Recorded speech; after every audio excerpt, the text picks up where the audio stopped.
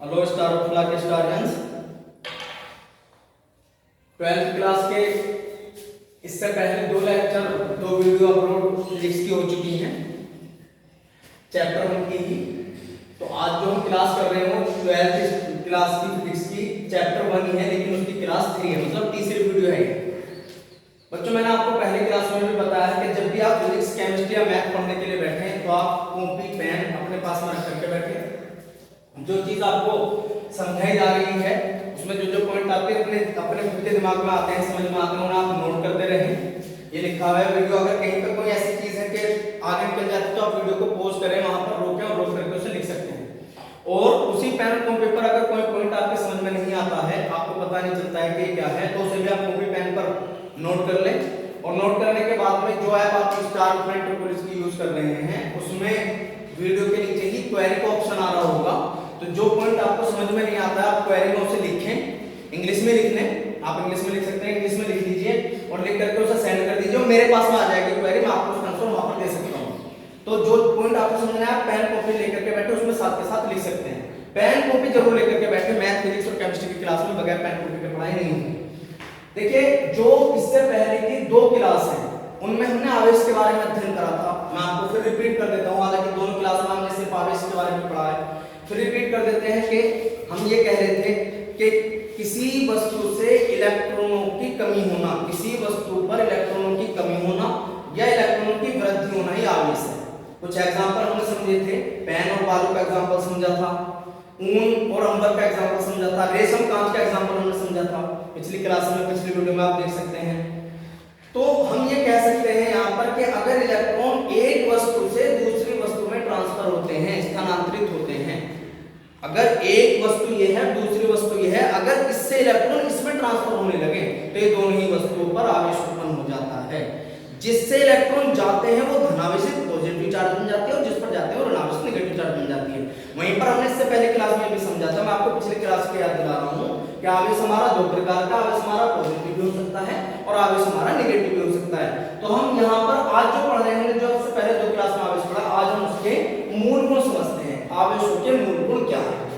उसमें पहला गुण है आवेशों की योज्यता। पहले गुण का नाम है आवेशों की योज्यता।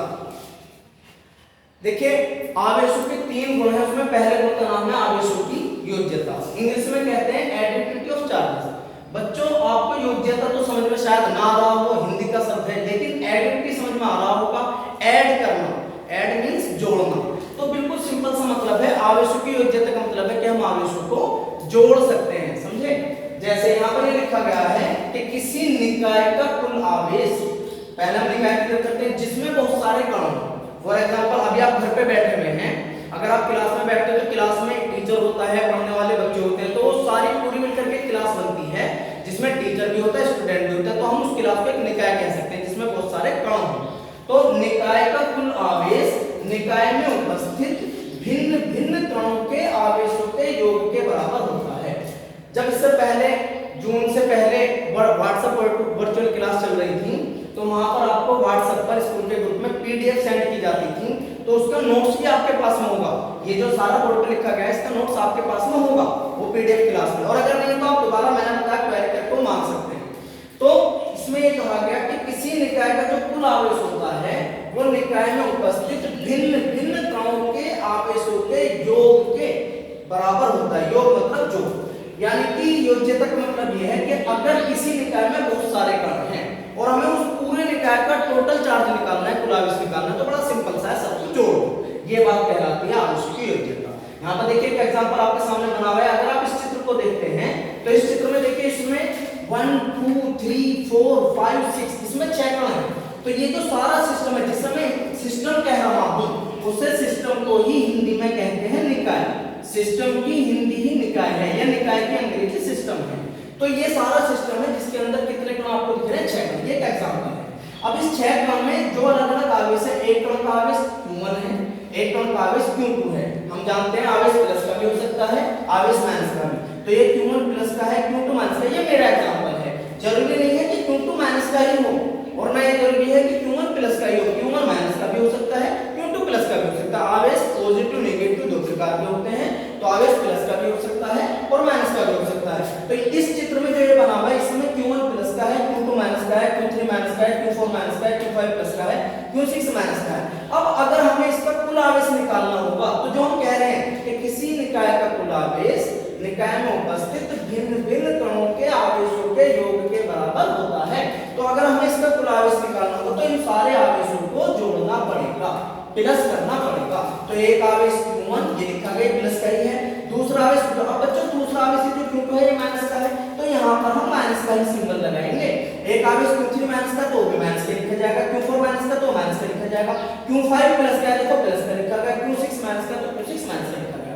तो यहाँ पे एक इंपॉर्टेंट बात आपको ये दिखाई दे रही होगी इस लाइन में कि आवेश अगर कोई माइनस का है तो माइनस के चिन्ह के साथ लिखा जाता है, और अगर आवेश प्लस का है तो प्लस के चिन्ह के साथ लिखा जाता है। अब जोड़ना आपको आता होगा, जोड़ सकते हैं हम Q1 ऐसे लिखेंगे, प्लस माइनस माइनस होता तो माइनस √2 हो जाएगा, प्लस माइनस माइनस होता तो माइनस √3 हो जाएगा, माइनस q4 हो जाएगा, प्लस Q5 है ये Q प्लस का Q5 है, और प्लस माइनस माइनस Q6 हो जाएगा। तो कुछ आवेश प्लस के हो जाते हैं, कुछ आवेश माइनस के। जोड़ना आपको आता होगा, माइनस वाले एक साथ करके जोड़ लेते हैं, प्लस वाले एक साथ करके जोड़ लेते हैं। तो कहने का मतलब है आवेशों की योज्यता क्या है? योज्यता का मतलब है जोड़ना, कि अगर हमें कुल आवेश निकालना हो तो सबको जोड़ दो। एक मैं तुम्हें दिखाता हूं फॉर एग्जांपल, अगर आप यहां पर मेरे सामने देख रहे हैं तो आपको ये 3 कण मानिए, एक कण ये और एक कण ये, 2 चौक। अब इस कण पर आवेश है 2 कूलम प्लस का, सुन लीजिए, इस पर आवेश है 2 कूलम प्लस का, इस पर आवेश है 3 कूलम माइनस का, इस पर आवेश है 4 कूलम प्लस का। तो अब इन तीनों को हमने एक जगह कर दिया। आपको याद है कितने कूलम आवेश था? इस पे प्लस 2 कूलम, इस पर 3 कूलम माइनस का, इस पे 4 कूलम प्लस का। तो तीनों को जोड़ना पड़ेगा। जोड़ेंगे कैसे? 2 प्लस का था, 4 प्लस का था, तो 6 तो प्लस का हो जाता है, और इस पर माइनस का 3 था तो 3 माइनस का, 6 प्लस का 3 माइनस का बच जाता है प्लस 3। तो अगर हम इन तीनों का कुल आवेश निकालेंगे तो तीनों का कुल आवेश आएगा प्लस 3। कैसे निकाला? तीनों को जोड़ देंगे। तो आपको ये चीज क्लियर हो रही होगी थोड़ी थोड़ी कि अगर ये निकाय हमारे पास में है, एक कण ये, एक कण ये, एक कण ये, एक कण ये, 4 कण है। मैंने बताया निकाय में बहुत सारे कण होते हैं, 2 से ज्यादा कणों का निकाय बनता है। अब उसमें चाहे 3 कण हो, 4 कण हो, 5 हो, मिनिमम 2 हो, कम से कम 2 कण होने चाहिए, और अधिक से अधिक अनंत। अनंत मतलब उनकी कोई सीमा नहीं है। इस एग्जांपल में देखिए 4 कण है, इस कण पर आवेश है प्लस 2 कूलम, एक एग्जांपल है। इस पर आवेश है माइनस का 6 कूलम, इस पर आवेश है माइनस का 7 कूलम, इस पर आवेश है प्लस का 5 कूलम। तो ये 4 कण है, सब पर अलग अलग आवेश है। अब अगर हम इन सब का टोटल चार्ज निकालना चाहें तो निकाल सकते हैं। उसके लिए हमें सबको क्या करना पड़ेगा? जोड़ना पड़ेगा। आप जोड़ सकते हैं, प्लस का 2 लिखिएगा, फिर प्लस माइनस का 6 लिखेंगे। अब 6 माइनस का तो माइनस के लिखा जाएगा, फिर प्लस में माइनस 7 लिखा जाएगा, और फिर प्लस में 5 लिखा जाएगा। अब जोड़ना आपको आता होगा, जिन बच्चों को नहीं आता उनके लिए मैं बताता हूं। देखिए यहाँ पर पहले देखिए 4 आवेश है, इन 4 में से बच्चों 2 तो है माइनस के, 6 माइनस का 7 माइनस का, तो माइनस का 13 हो जाएगा, 7 और 6 13, और 2 प्लस का है, 5 प्लस का, तो प्लस का 7 हो जाएगा, और 13 माइनस का 7 प्लस का तो बचेगा माइनस का 6 होगा। तो हम कह सकते हैं कि इस पूरे निकाय का जो कुल आवेश होगा, टोटल चार्ज होगा, वो -6 कूलम होगा। अब ये -6 कैसे निकला? इन सबको जोड़ करके, जो प्लस का है प्लस के चिन्ह के साथ, जो माइनस का माइनस के चिन्ह के साथ। उम्मीद है आपको आवेश की योग्यता समझ में आ गई है। दूसरा गुण आता है बच्चों इसका आवेश का संरक्षण। कक्षा 12 पढ़ रहे हैं, चैप्टर 1 की तीसरी क्लास आज हम ये पढ़ रहे हैं। बच्चों आपको याद होगा इससे पहले संरक्षण आप कक्षा 11 में अगर पढ़े होंगे तो आपने कक्षा 11 में भी संरक्षण पढ़ा होगा, ऊर्जा का संरक्षण, संवेग का संरक्षण। कक्षा 9 में भी पढ़ते हैं तो कक्षा 9 में भी है ऊर्जा का संरक्षण। तो ये जो संरक्षण के नियम होते हैं सबके जैसे नियम है।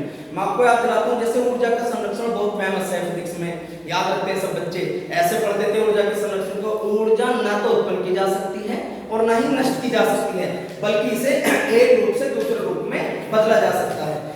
संवेग संरक्षण का भी नियम यही था, ऐसी आवेश संरक्षण का भी नियम का यही सिद्धांत है कि आवेश को ना तो उत्पन्न किया जा सकता है और ना ही नष्ट किया जा सकता है, अर्थात किसी निकाय का कुल आवेश संरक्षित रहता है।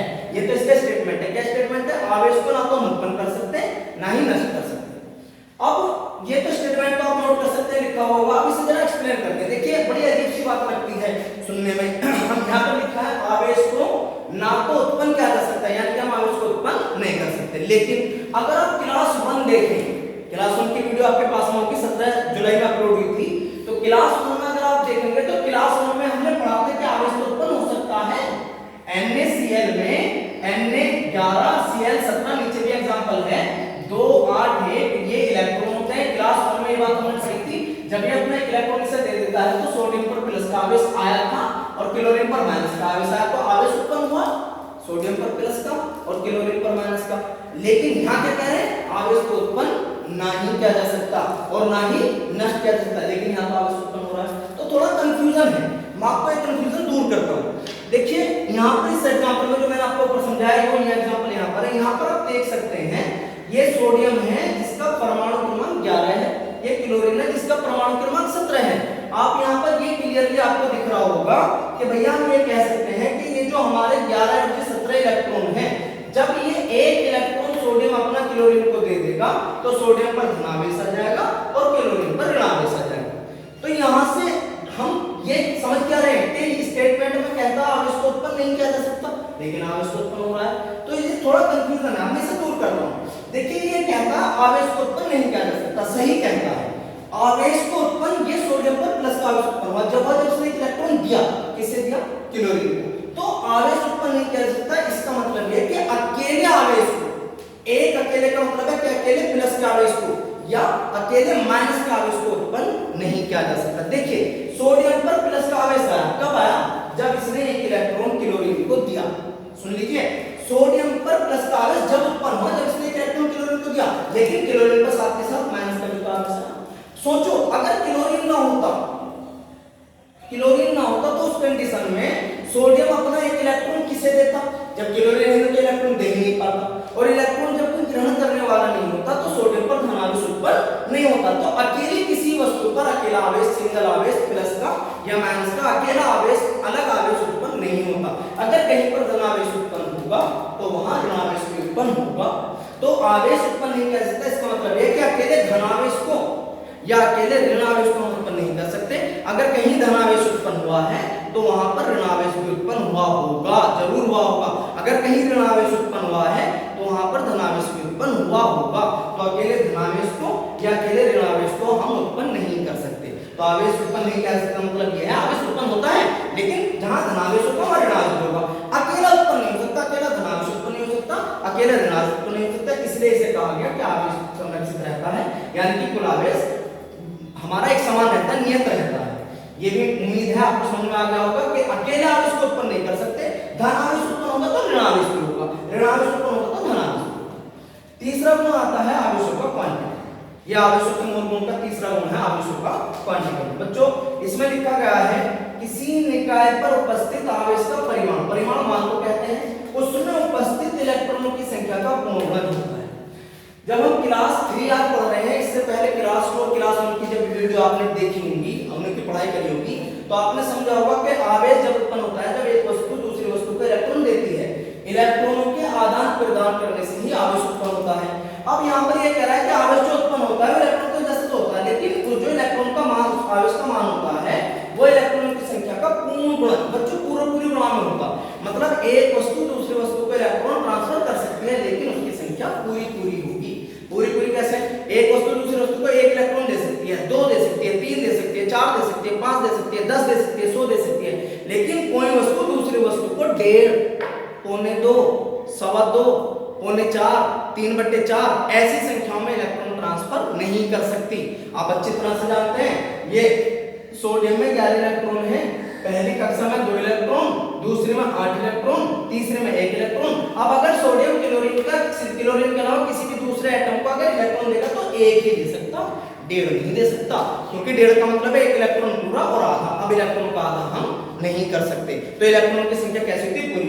ये जो हमने फॉर्मूला पढ़ा था पहली वाली वीडियो में क्लास 1 में, Q बराबर n, इसमें n क्या था, इलेक्ट्रॉनों की संख्या, n है इलेक्ट्रॉनों की संख्या। अब इसमें क्वांटिक्रम में ये बात बताई गई है कि जो n का मान होगा वो पूरा होगा। देखिए यहाँ पर n का मान 1 हो सकता, 2 हो सकता, 3 हो सकता, 4 हो सकता, 5 हो सकता, 6 हो सकता।